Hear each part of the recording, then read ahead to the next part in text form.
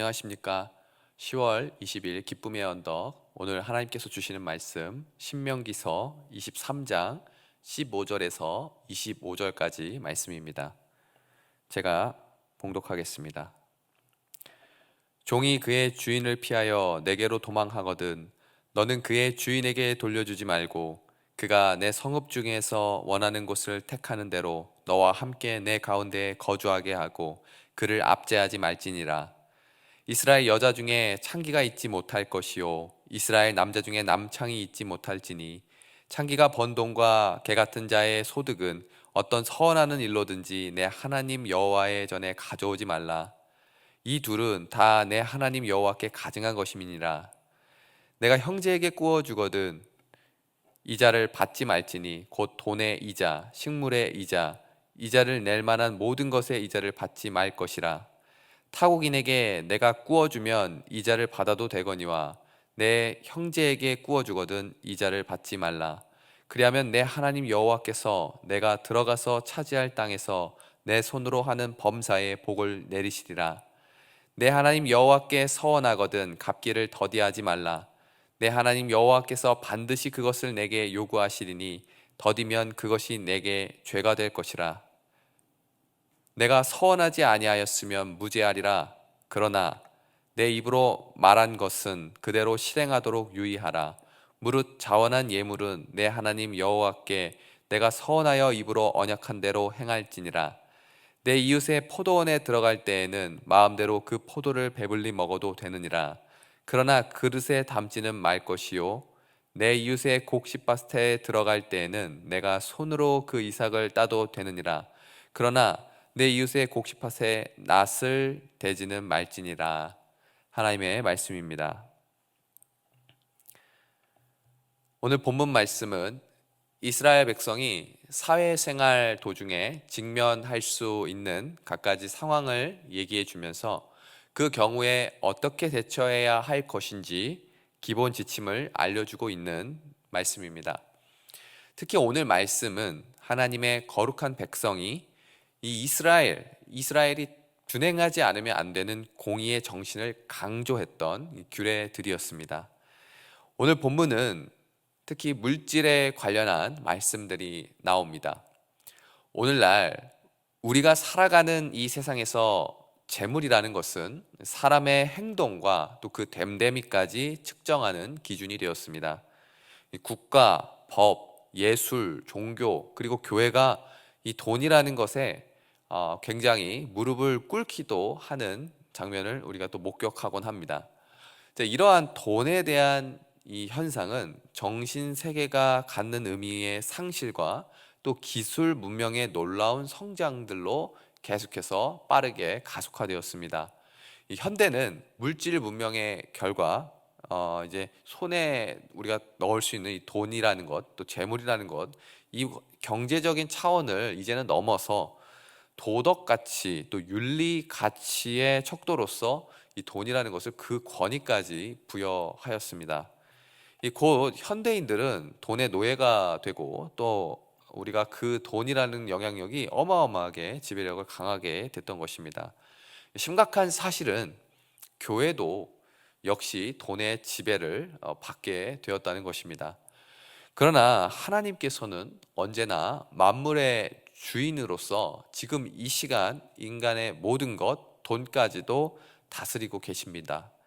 이에 우리 성도들이 올바른 이 재물관이 무엇인지 우리 말씀을 통하여서 깨달아야 할 줄로 믿습니다. 먼저 우리 말씀을 통하여서 우리는 부라는 것이 그 부 자체를 향하여 우리가 올바른 성경적인 태도로 이해할 수 있어야 된다는 것입니다. 성경은 부라는 것을 그 부 자체를 부정적으로 보지는 않습니다. 그것보다 부하려고 하는 사람, 또 즉 부자가 되는 것이 삶의 우선순위가 되어버린 사람, 또는 돈을 사랑함의 이 위험함에 대해서 경고를 하고 있습니다.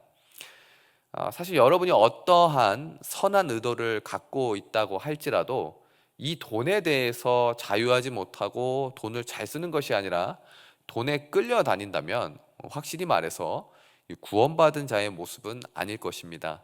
왜냐하면 돈이라는 어떤 물질의 속성을 보자면 근본적으로 그 주인은 하나님이십니다. 그러니 내가 아무리 애를 쓰고 돈을 많이 번다 한들 그것의 모든 주인은 하나님이시고 하나님이 주신 것입니다. 모든 것은 하나님의 소유이기 때문입니다.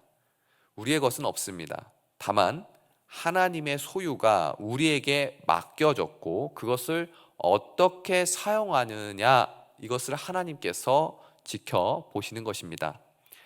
그리고 하나님께서 우리에게 부를 만약에 허락하셨다면 선한 청지기의 삶을 살아야 합니다. 이것은 꼭 부자만 해당하는 것이 아니라 부자건 가난한 자건 이 동일한 이 요구 앞에 서 있다고 말할 수 있습니다.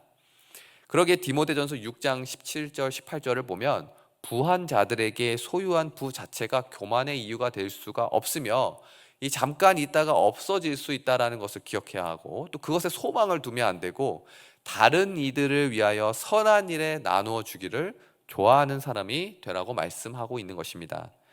가난한 자나 부한 자나 동일하게 예수 그리스도와의 개인적 관계에 근거해 하나님 나라를 유업으로 받을 수 있는가 또는 없는가가 결정이 되는 것입니다.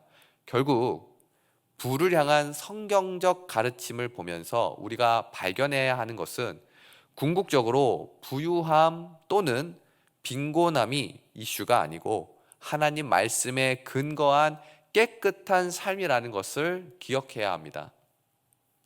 부자나 가난한 자나 모두 재물로 인해서 시험이 들 수 있고, 더 나아가서 교만함이라는 것은 이 부자에 국한된 것만이 아니라는 사실을 우리가 기억합니다. 오히려 부자나 가난한 자나 모두 죄인이며, 그래서 우리 모두가 주님이 필요한 것입니다. 크리스천들이 비록 세상에 살고 있을지라도 세상에 속하지 않는 자들입니다. 세상에 살고 있기에 세상의 조류 속에 쉽게 빠지기 쉬운 우리의 상황이기에 지속적으로 우리는 세상이라는 상황을 말씀으로 계속 평가하고 살아야 한다는 것을 항상 명심하여야 할 줄로 믿습니다. 왜 돈을 우리는 사랑합니까? 사람이 돈이 많다고 해서 행복한 것일까요? 지금 가진 것으로 행복하지 못하는 자가 돈이 많아진다 한들 행복해질 거라고 생각하십니까? 그게 가능할까요? 우리가 없어서 불행한 것일까요? 그러면 왜 행복 지수가 못 사는 나라들이 더 높냐는 말입니다. 왜 이 나라 또 이 세계의 많은 사람들은 가진 것으로 만족하지 않고 또 그것을 베풀려고 하지 않습니까? 그러다 보니 사람들은 계속해서 돈에 끌려다니고, 심지어 그리스도인들도 주일에 돈을 벌기 위해서 예배하지 않는 상황도 덜어보게 됩니다. 그러므로 많은 것을 모으고 좋은 자리에 있게 되더라도 마음만은 절대적으로 하나님께 두십시오. 여러분의 재산이나 지위가 여러분의 미래를 확실히 보장해 준다고 하지 않습니다. 오직 하나님만이 책임지실 수 있습니다. 하나님만을 의지하는 믿음을 간직하십시오. 여러분을 구속하신 주 예수 그리스도만을 의지하십시오. 비록 여러분이 가진 것이 없더라도 하나님만을 바라보고 믿으며 그분께 미래를 의탁하십시오. 하나님께서 때에 맞게 여러분의 필요를 반드시 채우실 것입니다. 하나님께서는 소유에 대한 여러분의 새로운 마음 자세를 보고 싶어 하십니다. 지금 그 마음이 여러분의 생활에 자리 잡게 하십시오. 그러면 여러분의 삶에 기적의 만나를 내리시는 하나님의 손길을 만나게 될 줄로 믿습니다. 기도하시겠습니다. 주님 감사합니다. 오늘 말씀을 통하여서 저희들이 물질에 대해서 다시 한번 하나님의 마음을 품고 바라볼 수 있게 하시는 시간이 되는 줄로 믿습니다. 저희들 주님께서 주시는 물질을 주님의 뜻대로 사용할 수 있는 삶이 되기를 원합니다. 그래서 하나님의 나라를 확장하고 저희들 그 물질을 통하여서 많은 영혼을 구원할 수 있는 하나님의 도구가 되게 하여 주시옵소서. 맡겨주신 하나님이 주신 그 물질들을 저희들 적재적소에 잘 사용하여 주님 기뻐하시는 하나님의 열매를 맺을 수 있게 인도하여 주시옵소서. 사랑이 많으신 예수님의 이름으로 기도드렸습니다. 아멘.